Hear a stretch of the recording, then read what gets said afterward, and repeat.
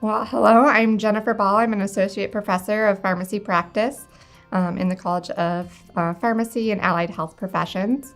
I have been here at SDSU now for about 8 years, working in the area of family medicine. So I'm one of our clinical faculty. I separate my time half to the college and half to my clinical practice at Center for Family Medicine, where I teach with the Sioux Falls Family Medicine Residency practice. My work here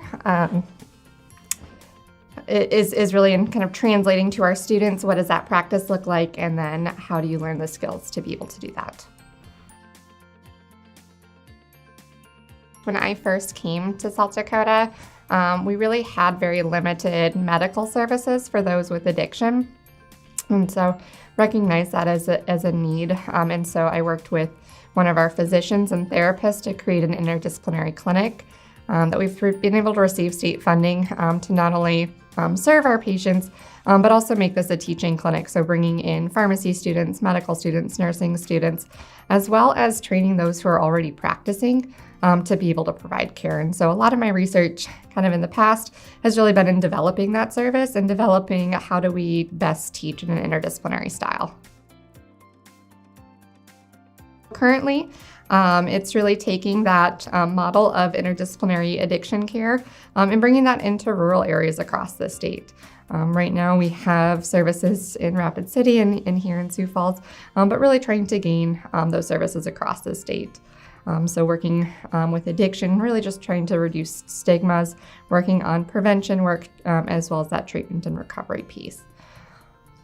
In addition to that project, I also do work on creating other interdisciplinary innovations, currently really involved in our prenatal and postnatal care program, in looking at bringing in kind of a pharmacist to provide risk management services early on in pregnancy, and then really look at how do we change our education for patients to be cognizant of other cultures, and really provide that best learning environment for the patient and the students who are going to be doing this in practice. Outside of addiction and prenatal care, I'm really interested in the role of trauma. So things like abuse, neglect, and household dysfunction, and as they happen in children, how those affect us as an adult in chronic disease development, as well as how that shapes the medication experience. So does having those early life traumas change some of the epigenetics or how your brain functions to change whether or not you have an adverse effect to a medication, or whether or not you're going to develop euphoria from a medication or be at higher risk for an addiction. So really looking at aspects of that, as well as how do we improve resilience, not just for our kind of addiction and mental health conditions, but across chronic disease management to improve care.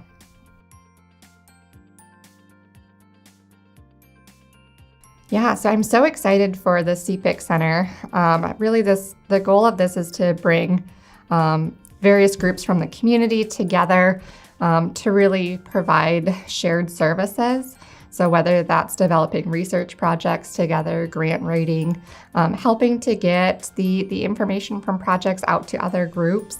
I really see that being huge. Most of my work is in interdisciplinary work, and so really having that space to come together, I think is so needed.